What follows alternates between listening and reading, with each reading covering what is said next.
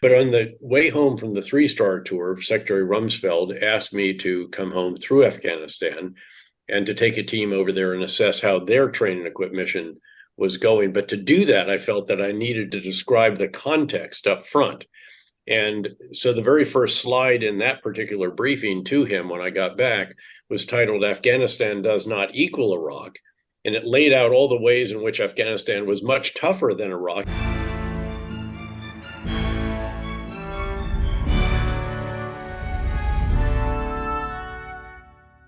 Hello and welcome to the pod. Today I'm joined by General David Petraeus, former commander of US forces in Iraq and Afghanistan and known for his successful surges, and Lord Andrew Roberts, historian and author of Napoleon the Great, Masters and Commanders, and George III.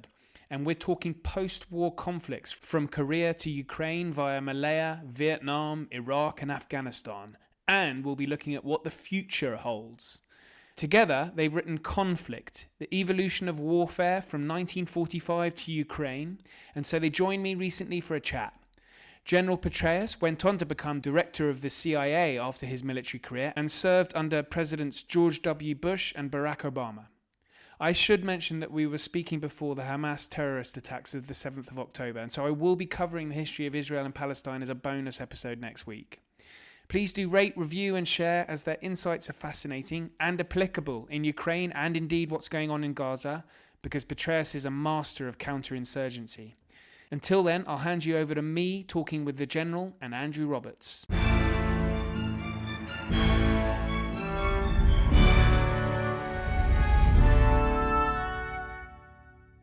General Petraeus, Lord Roberts, thank you very much for joining me. Welcome. I wanted to start by asking, I watched a very interesting interview with the two of you at the Cliveden Literary Festival in 2021.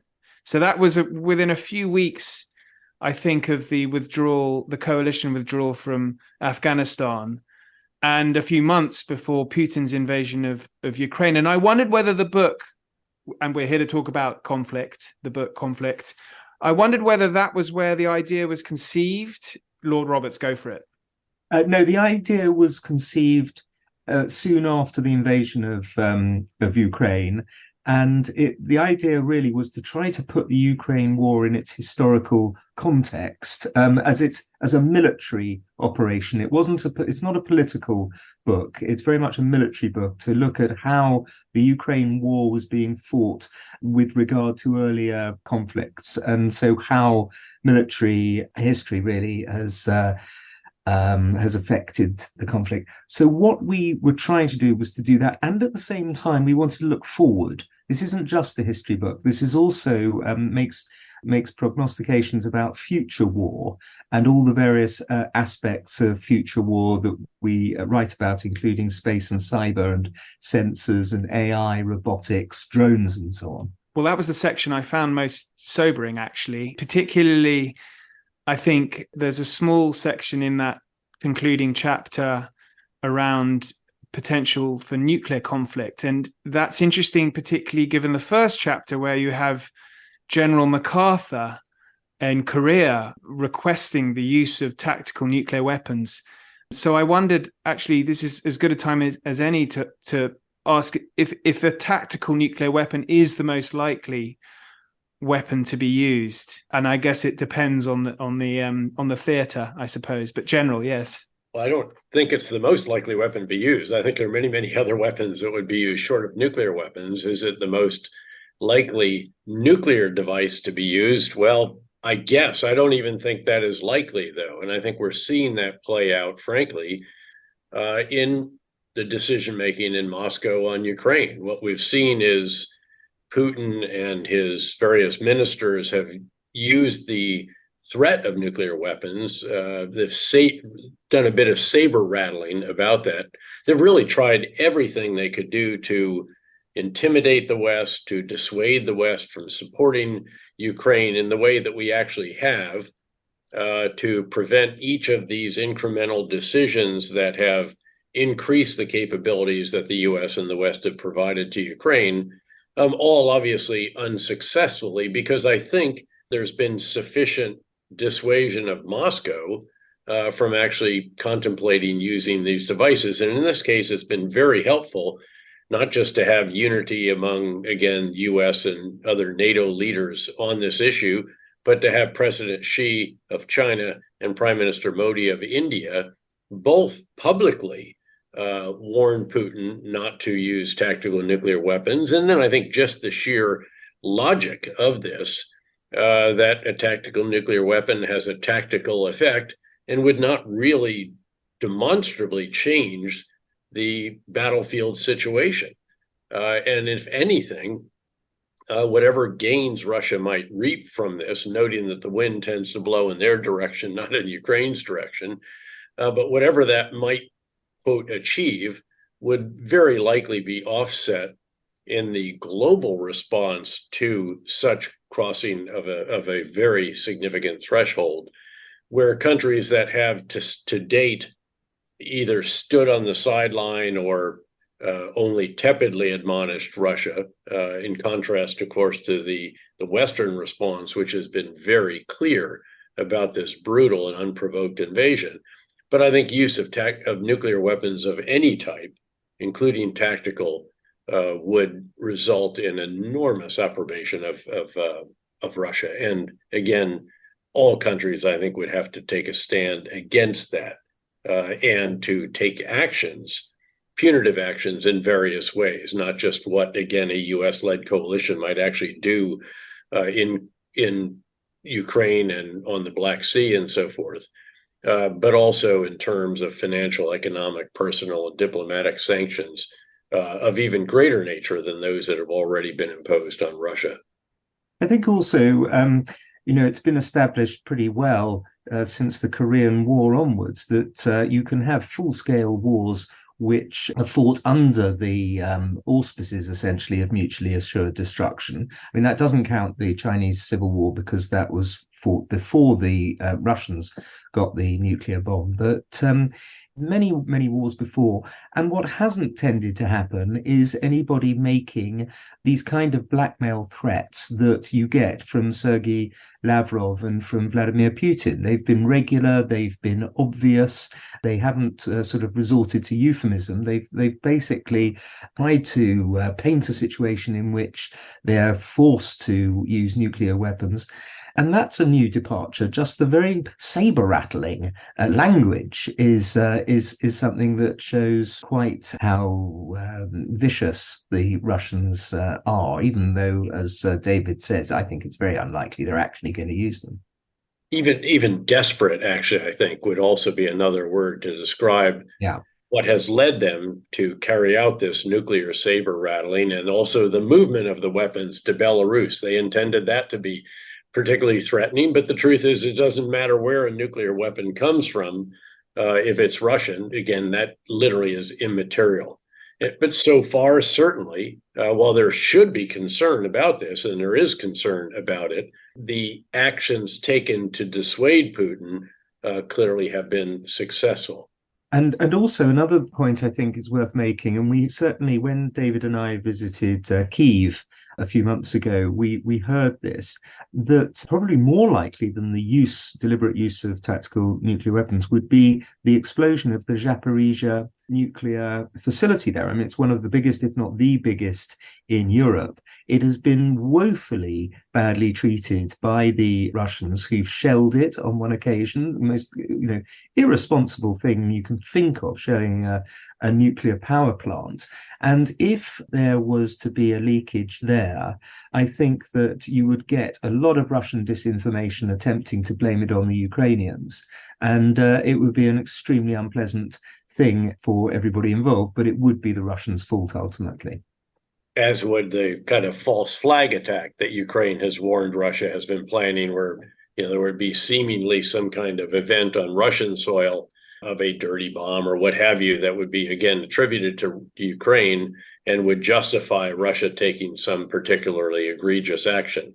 Although, again, it's hard to imagine how much more egregious they could get, given the essentially destruction, the efforts to destroy the civilian infrastructure of Ukraine, not just the military infrastructure. Well, General, we're speaking at actually rather a sort of strange time in the Western commitment to Ukraine, because Speaker McCarthy has just been overthrown, and US aid looks like it's been suspended. We're hoping it's only a suspension. And I wondered, did this therefore mean that Ukraine is now the Western will that's been so strong up till now, is it now wavering? Well, again, I think this generates legitimate concerns, but the reality is, as the Department of Defense announced in Washington today, they still have $5 to $6 billion of assistance to provide to Ukraine on top of the already $44 billion that has been provided from just the United States alone, with European countries providing a similar amount, perhaps even a little bit more in terms of pledges of security assistance, and then very, very substantial quantities of humanitarian, financial, and economic support as well. And you'll have seen the EU has just called for additional support. Other countries have all done that. President Biden has done so as well. And I think that once this is resolved in the House, and it may take some time to do it, it took a considerable number of votes for Speaker McCarthy finally to get elected, and he had to make enormous concessions to certain elements of his party, which of course ultimately brought about his downfall. But once that is sorted out, there is still very much, very, very strong bipartisan consensus in the Senate for support of Ukraine, and really in the House as well. There is a bipartisan majority that does support continuing Ukraine assistance. And I suspect that at some point, leaders in Congress will get together of both parties that want to continue the effort and put together a package that includes not just Ukrainian assistance, but also funding for border security, additional border security for the U.S. southern border in particular, and then probably appropriations for a variety of different disaster relief measures, given the wildfires and terrible storms and other calamities that we've seen, for which there's inadequate funding. We're starting to run out of this funding for the agency that oversees these emergency management efforts. And again, if you can do that, I think you can cobble together sufficient support in Congress to continue the very, very important component that is the U.S. support to Ukraine. Lord Roberts, I was wondering if you could put the Ukraine conflict in a historical context, because, I mean, I thought that the moment the invasion took place, this was after 9/11 and the financial crash of 2008, the third biggest event to hit, well, certainly the West post the fall of the wall. But I wondered if you could put it in context. Oh, I think that's absolutely right. Yes, it's a seminal moment in world history. It's enormously significant. The idea of a war, a major war breaking out in Europe, is a completely shocking thing, really. The way in which Russia, in a totally unprovoked way, this is one of the interesting things about it. You know, Putin had been planning for this. British and American intelligence services quite correctly stated that this was about to happen, and were proved right in a great intelligence coup, frankly, for the CIA and MI6. And it was essentially ripping up the post-war settlements. It was a much bigger thing than other European fighting, such as the Balkans in the 1990s, because it's a state crossing the borders of another state in a full-on conflagration, and with large numbers of Russians being killed as well. So yes, I think this is much bigger than the one of the analogies you put, the financial crash of 2008. It's bigger than COVID. It's bigger than a large number of the wars that we've seen since 1945. And the implications of it are, as David was implying just now, absolutely massive. And they stretch all the way to Taiwan. So it is tremendously important that the West continues its support for Ukraine for reasons that actually go far beyond the borders of Ukraine. And if I could add even further historic context, just in terms of what we see on the battlefield, Ukraine is this very curious mix of World War One like combat with massive trenches and minefields and concertina wire and obstacles and so forth. It has Cold War armored systems. These are the very same systems, by and large, maybe in some cases a bit modernized, but not in all. That when I was a major in a mechanized infantry brigade in Germany on the inter-German border, this is what we expected to face on the side of the Warsaw Pact, T-72 tanks and the like. And we were employing the systems that you're seeing employed on the Ukrainian side increasingly as well, Leopards and now the M1 Abrams tanks. But then you've got unmanned air and maritime and to some degree ground systems that are becoming increasingly important. This is increasingly a war of drones, some of which are remotely piloted and others of which are actually algorithmically piloted, if you will. It's the program. So the human in the loop is the individual that designs the program that actually guides the actions of the particular unmanned system. And it's all carried out for the first time ever, really, in a context that is uniquely transparent, because just about everybody on the battlefield has a smartphone, has access to the internet, and can upload videos, photographs, other data and so forth to websites and social media platforms, which give this a degree of open source intelligence that is completely unprecedented.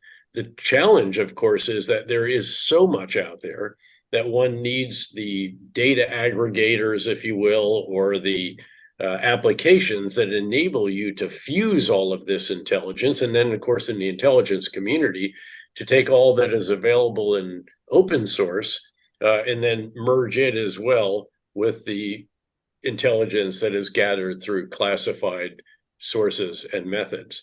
So it's really quite a hybrid war in that regard as well. One that has, again, elements of everything from All Quiet on the Western Front to Blade Runner, to use the description that Max Boot has so aptly provided. Well, you mentioned drone attacks there, and you as a commander might find this rather an uncomfortable question, because with the assassination of Qasem Soleimani, the leader of the Islamic Revolutionary Guard Corps, taken out by the US in 2020, do you think that's going to be another form that we'll see more in the future? Commanders actually targeted personalities by such drones? Well, you see this on a near daily basis in Ukraine. Among the most important targets sought by either side are those that are the headquarters of everything from battalions to brigades and the echelons above that. Not to mention, in the case of Russia, going after going downtown in Kyiv and trying to strike various leadership facilities there, although with much less success because of the very impressive development of the air and ballistic missile defenses around Kyiv. In fact, when Andrew and I were there about 4 months ago, when I was just there a few weeks ago, the sirens go off now in Kyiv, and very few people actually go to the air raid shelters because of the confidence in these particular systems. But the effort is still ongoing, and it's well known as well that there were also human operatives that were swarming throughout Kyiv, looking for President Zelensky and other major Ukrainian leaders as well. I wanted to go back to the figure of Douglas MacArthur. He's a fascinating man, and I wondered if he is also a cautionary lesson for commanders, US commanders. I can see, yes, Lord Roberts is chomping at the bit. Yes, he very much is a cautionary lesson for commanders. The civil-military connection and relationship is an absolutely central one in any democracy. And frankly, Douglas MacArthur overstepped it. He was keen to extend the war. He obviously got the big strategic idea incredibly wrong when he failed to recognize that the Chinese were crossing the Yalu River in vast numbers. And then he also wanted to push further up the 38th parallel once he had landed at Incheon and turned the the war later on. So, and then he started talking about nuclear weapons as well, just to bring it back to your first question.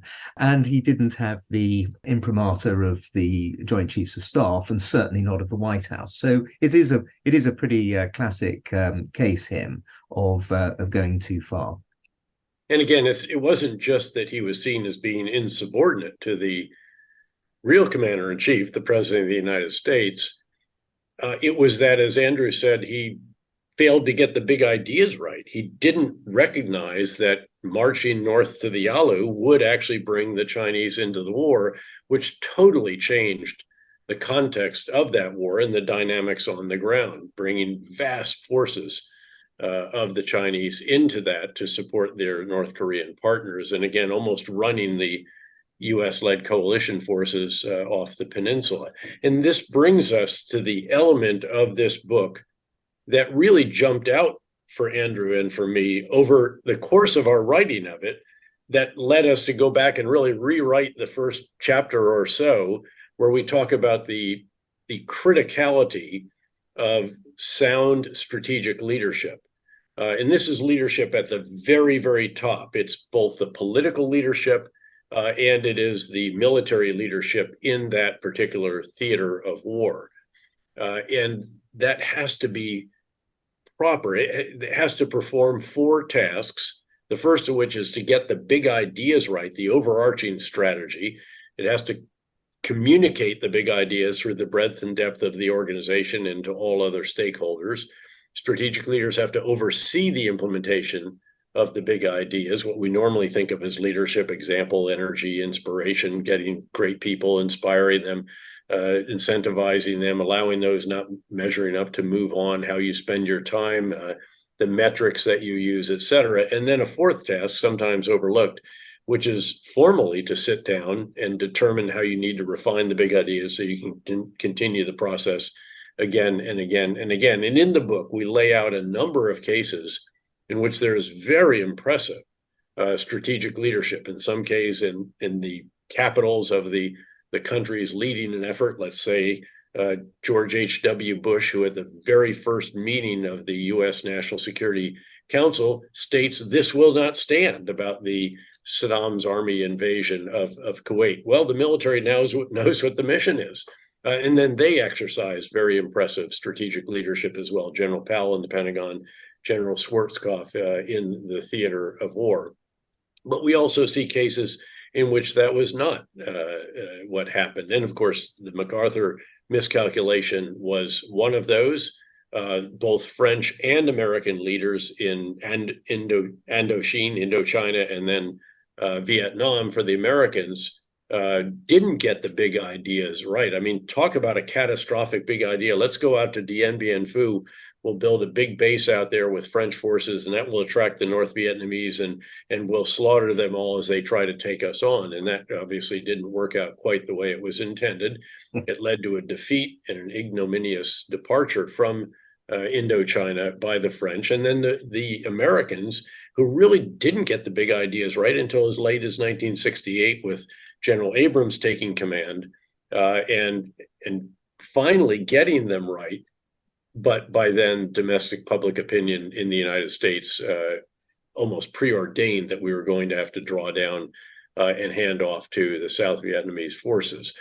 So again, this element of war is absolutely crucial. And as we looked at each of these different cases, the Falklands, where you have a combination of Maggie Thatcher and her military leaders, I mentioned the Gulf War, even in a much overlooked campaign, which both of us really enjoyed, which is that of Oman putting down the Dhofar rebellion, where you have a recent Sandhurst graduate who comes home and overthrows his father, the Sultan of Oman, and then it is partnered with a superb British officer, General Sir John Akehurst, brigadier at the time, I believe, who later writes this delightful book, We Want a War, which recounts how the combination of a great civilian leader and a great military leader put together a classic civil military counterinsurgency campaign that successfully dealt with that Dhofar rebellion. Well, I was fascinated reading in the book that the Marines commander and I forget his name, I confess, who was reading counterinsurgency manual written in 1940, which was influential on the Marines in Vietnam. Well, yes. Again, the Marines did get it right. They had essentially, they lived with the people to secure them, which is the biggest of the big ideas about a civil military counterinsurgency campaign, instead of the army forces in Vietnam, which were pursuing the large war, the big unit war. Even though, at least in the early years, you could certainly argue that at a certain point, North Vietnamese units required that kind of action as well, but not at the outset. And it was ironic that the Vietnamese, after the departure of the French, when the US began to take over leadership of the coalition security assistance, wanted to develop forces that could conduct counterinsurgency operations, which would have been very much small military units, police and civic elements. And instead, the US, with the lessons of Korea ringing in their ears, said, no, what you need is X number of divisions that look largely like ours, because that's how we re-established the 38th parallel in Korea. And that's what indeed they developed, even though those were not the units that you really needed to contend with the guerrillas and the insurgents that were the plague of Vietnam for many, many years, until indeed the North Vietnamese forces made more and more of an appearance. And Lord Roberts, Malaya and Borneo are two counterinsurgencies that are hugely successful and so close to Vietnam, similar conditions. It's extraordinary, really, reading of their success. Well, and similar conditions in jungle, in that they're both, fought in jungles, but they're very different political situations, of course. The very strange one about Borneo was that nobody knew it was going on. It was a secret war on both sides. The Indonesians didn't want the world to know because essentially they were losing, and they had started the cross-border attacks. And the Commonwealth forces didn't want anyone to know either, because they were essentially attacking across the border into Indonesia, which without having declared war against them. So it was the kind of war that would be completely impossible in the era of iPhones and everything that we have, satellite technology and so on today. But in those days, it could be fought. And they very sensibly kept the press and the media away from what was going on in the front line, and the entire war was fought and won without anybody knowing. So that doesn't really tell us very much about the evolution of warfare from today, because it would be completely impossible to have happen. Malaya, on the other hand, is a different matter. When David was writing his famous counterinsurgency manual, he used Malaya several times as examples of the way to do it. Of course, it's important to remember that we had already offered Malaysia its independence, and so this was not a war of like the French in Indochina, hang on to a colony which wanted to secede. It was actually it wasn't a post-imperial war in that sense. It was an anti-communist war, a straightforward uprising against communists, and therefore should be seen much more as in the Dhofar, Oman kind of scenario, I think. But a masterful campaign. And, a commander who also, by the way, had enormous civil authority by and large. So you had a degree of unity of command in that particular effort that's somewhat unique as well in these counterinsurgency campaigns. But a campaign in which the big ideas were just spot on. And I know that Andrew, who led on that chapter, enjoyed that particular aspect of this very much, not the least of which it was a success for the Brits. Well, a chapter that you not only led, I think wrote, the chapter on Afghanistan, I was very interested in. And I wondered, because the Taliban and the Haqqani networks were able to find a safe haven in Pakistan, did that always make Afghanistan, you won't probably like me suggesting this, but make Afghanistan nigh on impossible to secure in a long-term basis? Well, it made it exceedingly difficult, without question. Now, there were hopes at various times that our Pakistani partners, whom we were supporting in a variety of different ways, not the least of which is about $3 to $3.5 billion in combination of security and economic assistance, would do something about these safe havens in Baluchistan, which is where the Afghan Taliban had their headquarters. We knew it well. We generally had quite good insights, if you will, into what it was they were doing and where they were doing it. Witness that some years later, Of course, there was one strike against the leader of the Taliban there. And then, of course, in North Waziristan, where you had the Haqqani Taliban and the Haqqani network closely allied that were largely operating in eastern Afghanistan. So again, that was a huge handicap. But I should note here that when I was completing my 3-star tour in Iraq, keep in mind I was in Iraq for the 2-star tour, the invasion, and then the first year in the war as the commander of the 101st Airborne Division, went back to establish the multinational security transition command in Iraq, the train and equip mission, which grew so very substantially. And then, of course, as a 4-star to command the surge in Iraq, and then actually to be the U.S. Central Command commander over top of the U.S. commander there as well. But on the way home from the 3-star tour, Secretary Rumsfeld asked me to come home through Afghanistan and to take a team over there and assess how their train and equip mission was going. But to do that, I felt that I needed to describe the context up front. And so the very first slide in that particular briefing to him when I got back was titled "Afghanistan Does Not Equal Iraq." And it laid out all the ways in which Afghanistan was much tougher than Iraq, even though at that time, the level of violence in Iraq was many times that in Afghanistan. The Taliban then, this is September 2005, were still reorganizing and putting their foot back in the water in Afghanistan and then going back out to Pakistan. But you could see that this was going to be extraordinarily problematic, especially because Afghanistan had very, very little money compared to Iraq, which could generate 100 billion in oil revenues if the price is up and then you could get the pipelines patched up and the electricity flowing. It had no history of strong central government, had no infrastructure, it had no literacy. I mean, all the elements of Iraq that actually made Iraq ultimately doable during the surge, in particular, when we drove violence down by nearly 90% and kept it down for 3.5 years.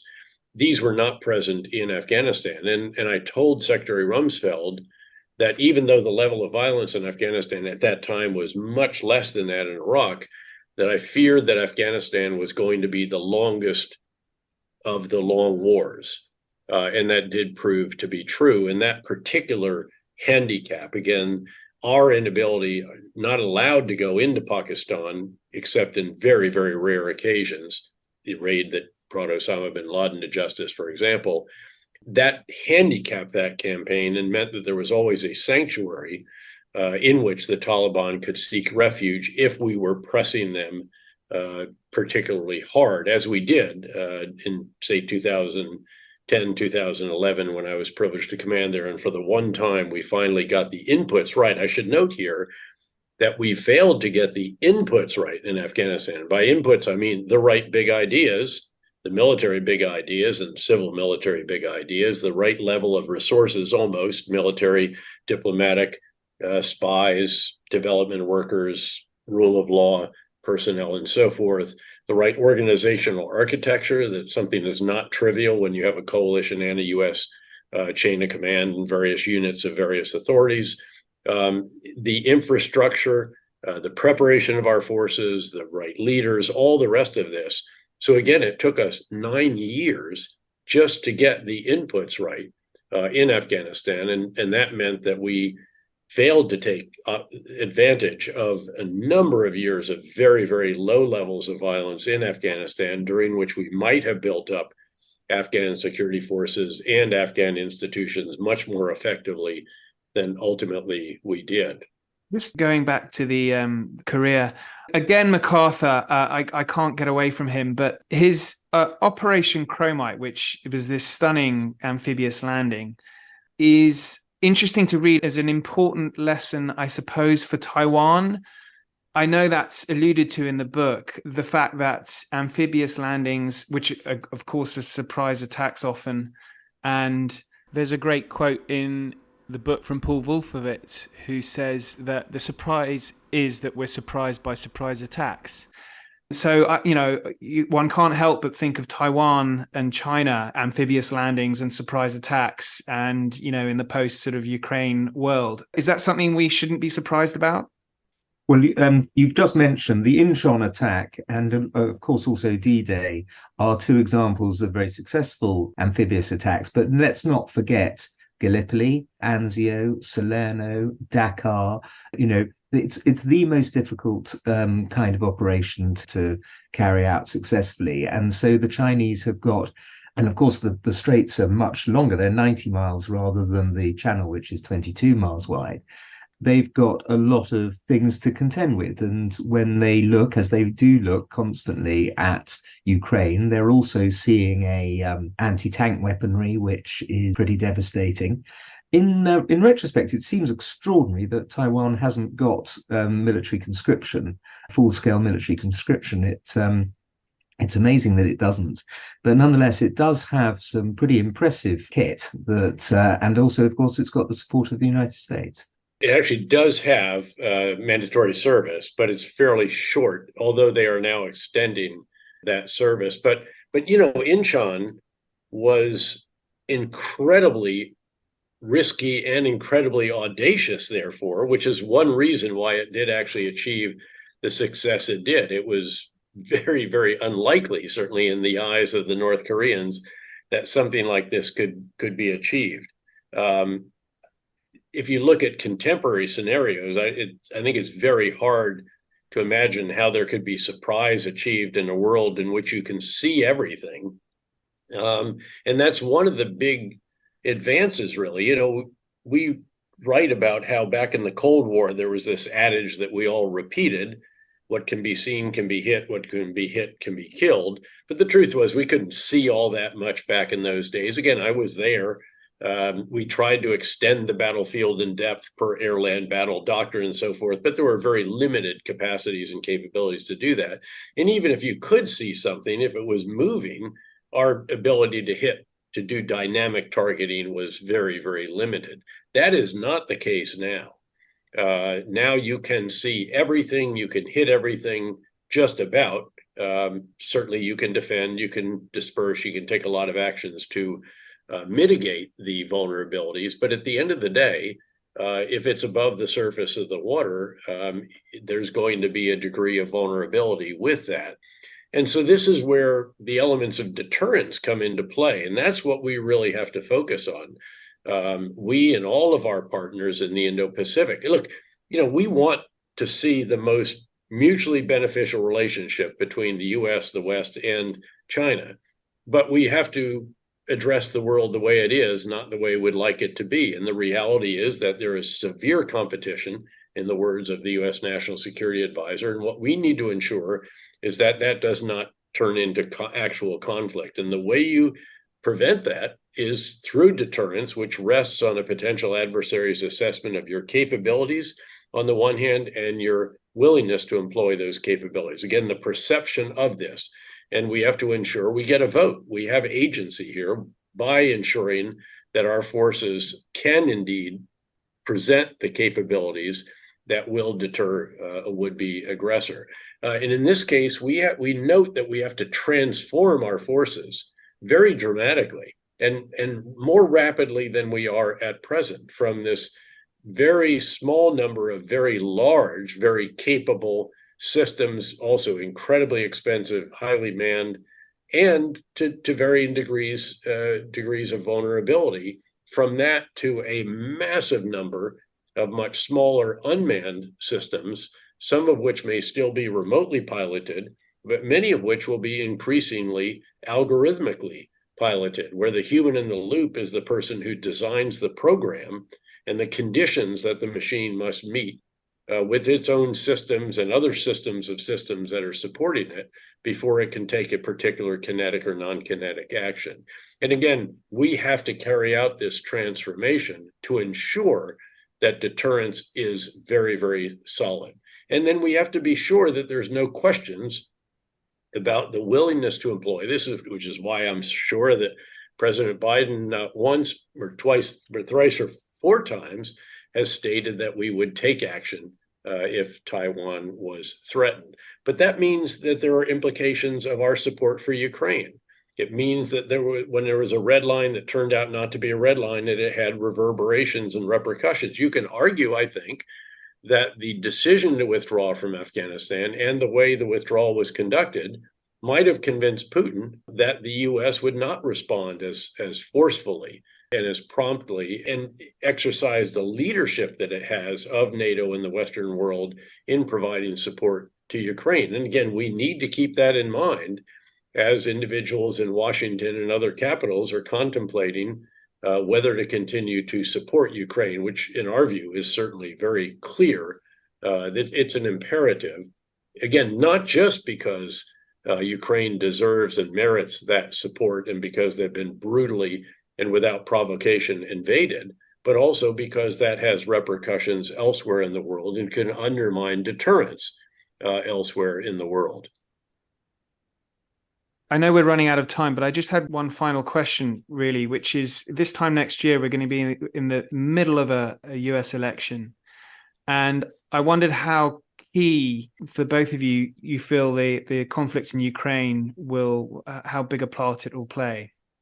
Well, look, I usually leave domestic politics to others, but since there's only a UK political figure here in the House of Lords, I guess I should just observe the truism in American politics is that elections, presidential elections, are normally about domestic issues, particularly domestic economic issues. And, are you better off today than you were 4 years ago? Those kinds of questions. It's about your own wallet or pocketbook. And that those are the kinds of issues that typically are the determining factors. There will be undoubtedly discussion of America's role in the world, some who believe that we should continue to keep all these plates spinning together with our partners and allies from around the world. And I would count myself among those. Others who will perhaps say that we should have a lesser role in the world, or perhaps should focus on the Indo-Pacific, from which this is a diversion, which I think is very, very arguable. I don't think that what we're providing to Ukraine keeps us from providing what's needed elsewhere. And that, again, the U.S. uniquely, together with its closest allies and partners, the U.K. being at the top of that list, has got to keep all these plates spinning around the world. In other words, keeping an eye not just on what's going on out in Europe, but also North Korea, again, the Indo-Pacific, various Islamist extremist groups that still exist around the world, where we're still keeping an eye and pressure on them, Iran and its various threats and so forth, cyber threats, all of these different issues that exist. The U.S. and its Western allies and partners have to keep these plates spinning. And if they don't, then there will be consequences, and those will not be desirable. But at the end of the day, I think, again, the key factors in the election will be those that revolve around, again, the economy. As President Clinton famously said, it's the economy, stupid. And that was a profoundly big idea. I think we're very fortunate, of course, as well as the American election next year, next autumn, we're also going to be having a British election. Fortunately, the two contenders, Rishi Sunak and Keir Starmer, both see very much eye to eye on Ukraine, and there isn't a ideological divide. We don't have an isolationist wing, of course, in our politics, such as seems to be opening up in the Republican Party at the moment, tragically, as far as I'm concerned. I should just note here that what Andrew has just said is hugely important, because the UK has, in many respects, walked point for NATO in the response to the Russian invasion of Ukraine. It was the first to have anti-tank guided missiles on the ground. It was the first major country prime minister to visit Kyiv. Most recently, it's been Storm Shadow. It was the earliest commitment of tanks. You can work your way through the various systems that have been provided. And the UK typically has been a little in advance of the United States. US and others have watched to see what the reaction is. And then the industrial strength, American commitment and contribution comes. So I think we should recognize the important role that the UK has played in responding to this invasion of a sovereign country. Well, this has been fantastic. Thank you, General Petraeus, Lord Roberts. Thank you for your time. Thank you very much, Oliver. Thank you. Bye. Thank you very much for listening. I do hope you enjoyed that. You've had two generals in two successive episodes. Please do rate, review, and subscribe if you can. Coming up, the film club continues with The Bounty, starring Anthony Hopkins and Mel Gibson. And as I mentioned at the start, I'm doing a bonus on the 20th century history of Israel and Palestine. So I hope you can join me. Until then, thank you and good night.